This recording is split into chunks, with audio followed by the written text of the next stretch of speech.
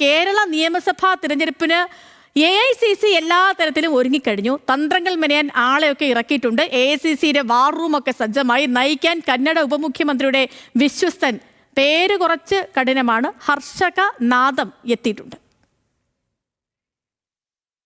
താമരയുടെ വേരോട്ടമറുത്ത് കർണാടക തിരിച്ചുപിടിക്കാൻ കോൺഗ്രസിനെ സഹായിച്ച തന്ത്രങ്ങൾ മെനഞ്ഞ വാർ റൂം അത് കേരളത്തിലും സജ്ജമായി.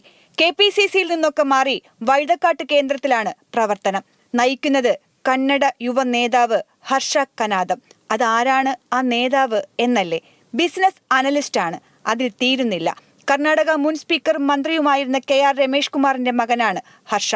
കർണാടകത്തിലെ തന്ത്രങ്ങൾ മറ്റൊരു തരത്തിൽ പയറ്റി ഇടതിനെ വെട്ടി വലതിന് വഴിയൊരുക്കാനാകുമെന്നാണ് പ്രതീക്ഷ. അതിന് സഹായിക്കാൻ കേരളത്തിൽ നിന്നുള്ള നേതാക്കന്മാരും ഉണ്ടാകും. ഇലക്ഷൻ നയിക്കുന്നത് എപ്പോഴും സ്ഥാനാർത്ഥികളുടെ ഇലക്ഷൻ കമ്മിറ്റിയും PCCയും തന്നെയാണ്. കർണാടകം വളരെ ഒരു ഇഫക്റ്റീവ് മോഡലായിരുന്നല്ലോ. BJP ദക്ഷിണേന്ത്യയിൽ ഉണ്ടായിരുന്ന ഏക സംസ്ഥാനത്തെയാണ് കോൺഗ്രസ് അവിടെ പരാജയപ്പെടുത്തിയത്. അതിനൊരു വലിയ എഫർട്ട് അവിടെ ഉണ്ട്, അവരുടെ ഒരു വലിയൊരു ഹോംവർക്ക്. അപ്പോൾ അത്തരം അനുഭവങ്ങൾ തീർച്ചയായിട്ടും കേരളത്തിലും ഗുണപ്പെടും. ഹർഷയെ സഹായിക്കാൻ കേരളത്തിൽ നിന്നുള്ള നേതാക്കളും ഉണ്ടാകും.